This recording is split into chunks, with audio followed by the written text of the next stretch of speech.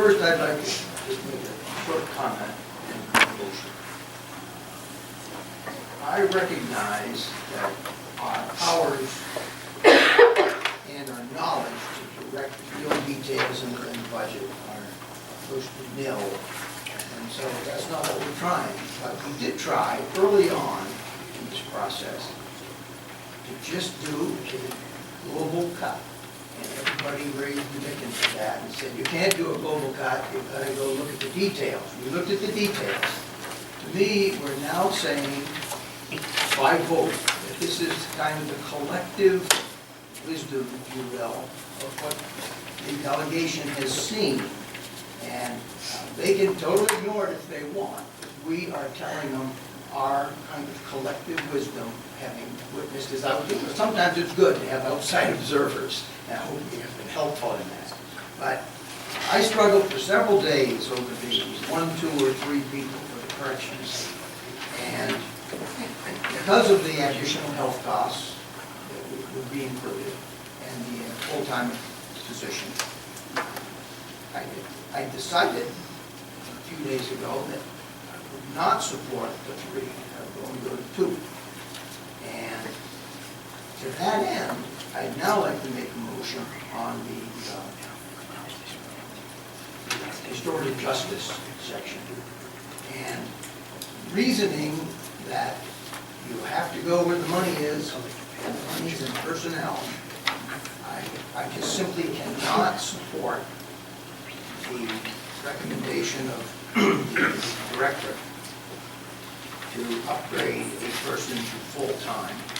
They might be optimum to do so, but they've been getting by with part-time help, and I don't think this is the time to add a full-time position, which the changes in wages would be trivial, but the changes in health care benefits would be substantial. So to that level, I move that we reject the idea of a part-time going to full-time in restorative justice. Is there a second? Could I get that again? I didn't quite hear what you said. You want to inject the person to what now? I move that we decline to fund the additional or the upgrade of a part-time person to a full-time level in restorative justice. That was the request of that question. Thank you, Madam Chair. Could we hear from the director of that department? Because it seemed to me that workload was increasing there, and I'm just concerned that by not increasing the part-time to full-time, that we may actually be winding up putting more people in the correction facility, which would be much greater expense. You're welcome to ask the question and then I'm not sure, excuse me, not sure I understand the question. Sorry, my voice is not so good today. That's all right. I'm concerned that if we don't increase the part-time position to a full-time position, that you, with the workload that you have, that a lot of people may not be able to go through the court diversion and might actually go through the correction facility instead, which would be a much greater expense. Oh, okay. We have seen a big increase in cases, especially since we took on the adult diversion program. And that's why we asked for more hours, and this was one of the ways to get to that. I can't predict that. Our cases are maxed out, so we really have a point, if we continue to grow as we have the last couple years, it could be a problem that we can't accept more cases if they continue to grow like that. I can't predict if those people would end up in jail or not. I mean, that's something that's very difficult to predict, but we really are at a staffing level that we need to increase to continue to take on the caseload. If that helps. Yeah, again, my voice evidently doesn't have much carry, because You don't have a cold? I don't have a cold, but I gotta tell you, if there is no dollar amount for this suggestion, it is an emotion that's worth making, because it indeed is only a suggestion, and then it's only a remote suggestion. If it has a money picture to it, then yes, indeed, we could set that, either high or low. But that's it. That's all we get to do, is to set the money. And I see people head shaking, yes, but that's not what I'm hearing. Representative, when we, once this motion is made, the administration will go back and back out, going from full-time to part-time, back out the health insurance amount and put it back where it was prior. And which is what most of these motions will end up being. They've been adjusting the accounting program based on the votes of this delegation. It's wonderful to see that you're an optimist. But I'm more a realist, and I know that it's just a suggestion. And I know when I'm looking at two people, 2/3 who you're going to suggest to aren't even here. So, Well, until we have. Good luck with that. We Good will luck wait with that. Until we have, because we can't have a vote until we have it on that piece of paper, so. Yeah, the money is there. The fact that we say, yeah, we're taking out the money for the full-time that we inserted, or we added last time. So that money goes back to what it was, zero. No, I take that back. The original submission from the department was zero, but the commissioners had put in a number for a full-time position, both salary and healthcare. It went from 0 to 15,000 or something like that. The part-time, when the original proposal came in, there were 4 part-time positions. The subsequent one that we finally endorsed, or we did endorse, was 1 full-time and 3 part-time. Now we go back with I understand the motion from Representative Vadney is to go back. So even though we're talking, we're really changing dollar numbers. So we're following exactly what you're saying, Bob. Right, it well, will okay, reverse- can I follow up on that? Sure, it should reverse. How the many vote. dollars? It's in the spreadsheet under different columns. Well, I understand that, Frank, I really do. But that doesn't, this motion doesn't make them do that. We can't tell them how to spend their money. You're aware of that, I know you are. Well, I suggest you propose an amendment that changes it to dollars instead of a position. I wish I knew how many dollars, because I would certainly amend it. Okay, it would be reversing the vote that was done prior, and I don't have the minutes here, and I'm certain that the administration department has got the amount. We made a vote, we took a vote to increase the position from part-time to full-time, and that's recorded in the spreadsheet that we received. Unfortunately, these don't ever have dates, so it is the spreadsheet that we received. Okay, it's page 23 of 37 on the last thing given to us by the administrator. Right, so we'd be reversing those positions. I think the administration is familiar with what we are expecting to have done. That is the question. I didn't hear the question. It is, by his motion, it is clear that it would be reversing out it reverses the vote taken earlier. So they would be removed from the spreadsheet from our prior vote. I'm still not hearing a question. The question is, with this motion, the position going from full-time to part-time back from full-time to part-time reverses a prior action of this delegation done in either early February or in January, where you increased the restorative justice budget in order to make that position full-time. You increased the full-time location, full-time amount, the health insurance, and the benefits. So this motion will, your department will reverse it out as of tonight's vote, correct? Yes. That's 51,200 on the account. It's actually going to affect several accounts. I know, but that one says wages part-time. which Right. I did, then it went, convert one part-time to full-time. That's what I have here. That's right, but it Is that, but affected, I know there's others. Right, But which one are you talking about? it affected 5 lines. It'll affect all of them? Yes, All 5? that's right, because when you So you're move- changing not just one, so should I understand? You're changing all 5 from part-time to full-time, but you're going back from full-time to part-time. Right, so All in 5? effect, it will, no, it's one position that Okay, went. which one? So it would be what's on your page, on the commissioners, the last spreadsheet that we received. 23, I page got that. 23 of 37. I just want to know which one you're doing. There are dark lines that they I highlighted. have them. Okay, But there just tell are me 5 which one lines. of the 5? So one is retirement, one is payroll tax, one is Right. health insurance, and then it affects both the wage, full-time and part-time, because those have to be So what adjusted. does that amount come to? Or it doesn't? It would reverse it back to what it was. We'd have to go back to our prior spreadsheet. Let me comment. Yes. The full-time goes to 0. That 39,440 would be Right. 0. The part-time, I can't give you 112. an exact number right now, but that goes back up because that, To 115?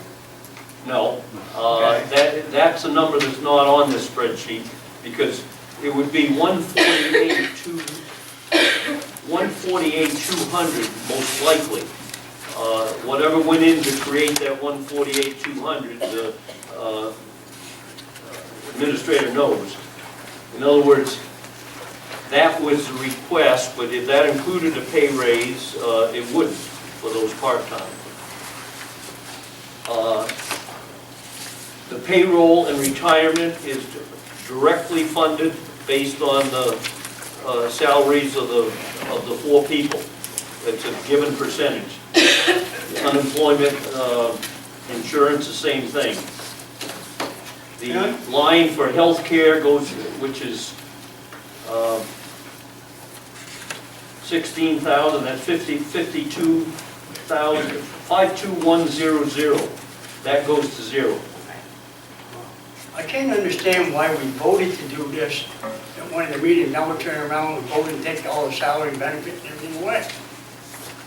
Because If I the understand right, budget apparently is not Right. where, because the bottom line of the it's not budget what you want, is not what this delegation wants. some of the delegation, let's put it that way. Well, it's a, okay, We just voted to add to the budget longevity and sick pay. So why are we So taking that's everybody up. else away? right, okay. It's a motion on the floor, and it is up to the members of the delegation to vote on. So the motion on the floor is to reverse the prior action of this convention and revert and go back to the part-time, all part-time in the restorative justice department. Is there any additional discussion? Seeing none, Roll call. roll call has been called. Virtual, Yes. Comtois, Yes. Cormier, yes. Fields, No. Fink, Yes. Remore, Yes. Gulick. Abstain. Luther, Yes? Raymond, No? Sylvia, Tilton, Yes. Badney, Yes. Worcester. Yes. 10 to 2 with an abstention. Okay. Yes, Representative. I wanted to, if I may, revisit vehicles. Sheriff's Office request for more vehicles. And I would like to make a motion to adjust that to 2 new vehicles instead of 4. And if you want a dollar amount on that, that would be $20,500 instead of $41,000. Sheriff's Department. Yes. So, working for a company that runs vehicles hard and long, I took a quick look at some of the vehicles that are hanging around FedEx. We've got a 2005 vehicle with 250,000 miles. It's still in service. We've got an 06 with 350,000 miles on it. And the newer one, the 2010, has got 100,000 miles. And it's probably expected to hit another 2,000 miles onto it also. The other thing that I noticed is that 2010, there was apparently a lot of free money floating around, probably from the federal government. And they had 5 new vehicles 2010. With the number of vehicles, it seems like 2 a year would be a good turnover. And we don't want to, I would say that we wouldn't want another lump of several vehicles, a good portion of the fleet going out all at the same time, like we're going to eventually run into when all these 2010s come to an end at the same time. So instead of creating another lump, I think that 2 a year, and obviously whoever's left here the next term will maybe think about doing 2 again next year. Thank you. Is there a second before we? How's that? Okay. I want to ask a question. Yes. Do we have the sheriff, we can explain what it is? Because I remember at the meeting that we voted these, or whatever, can you explain what you need and what you don't really need? Or am I putting you on the spot too much? Well, I originally asked for what I needed with the commissioners, which was 5 vehicles. Realistically, that was cut back to 4, and now you're proposing to cut me down to 2, but you've given me $9,000 for vehicle maintenance and repair, and I would suggest to you that that isn't going to get me through 3 months of 2000, beyond 2000, the middle portion, I would say, of 2014, as these vehicles' ages increase. With respect to vehicles that were acquired in 2010, we had also gone 3 years prior to that without acquiring any vehicles whatsoever. And as far as federal money goes, one of those vehicles was provided to us through our partnership with U.S. Marshals Service. The rest of them were leased. There's no federal money involved. The federal money does not provide any opportunity for us to get grants for vehicles. With respect to the mileage that's on these vehicles, they're on the road every day. They're being used, they're police vehicles. They respond in emergency situations. They're running all over the state, and I don't need to tell any of you what the road conditions are now. They're transporting prisoners.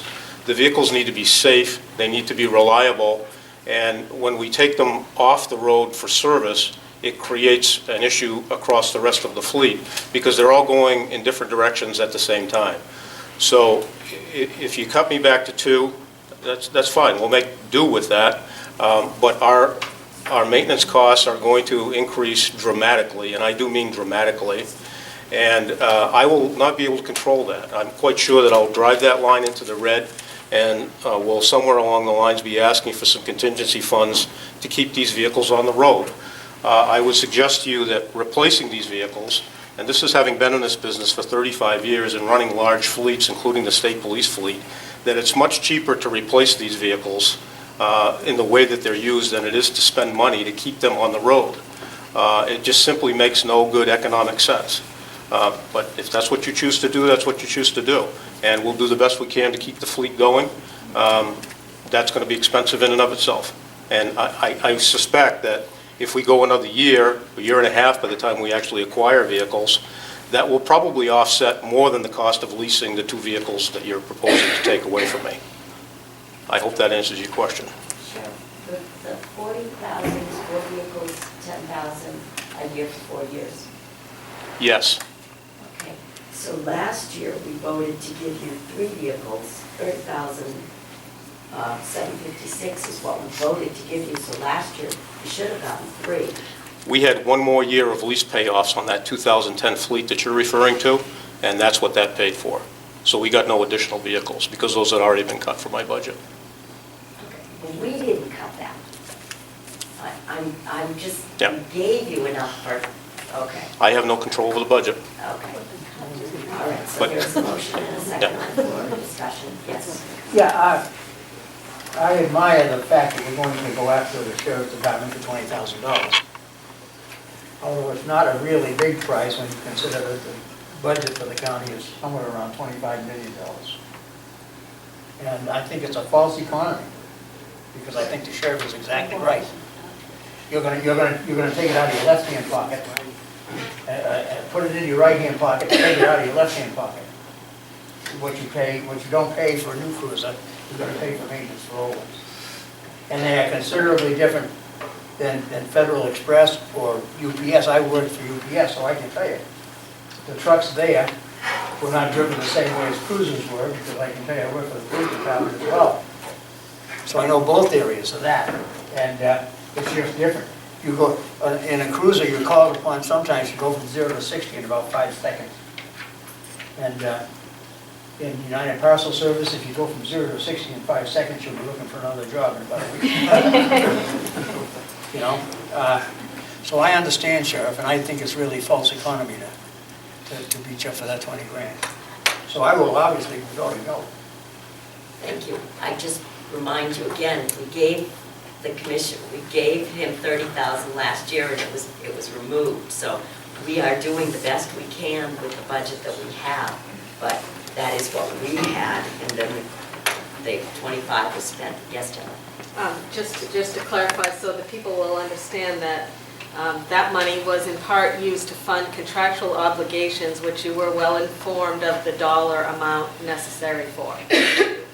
We have fully funded them this year, so. No, you have absolutely not anywhere close. You've cut over $800,000 out of contractual obligations. Thank you. You're welcome. Okay. So there is a motion and a second on the floor. Is there any additional discussion? Seeing none, would you kindly call the roll? Virgil? Yes. Comtois? Yes. Cormier is yes. Fields? No. Fink? Yes. Greenmore? Yes. Rulick? Abstain.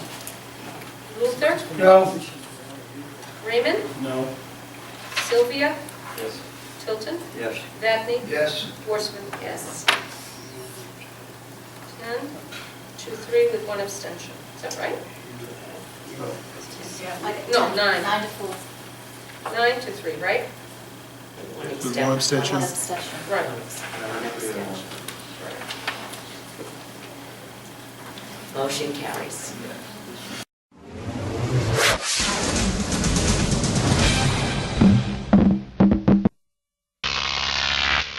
Crop tape.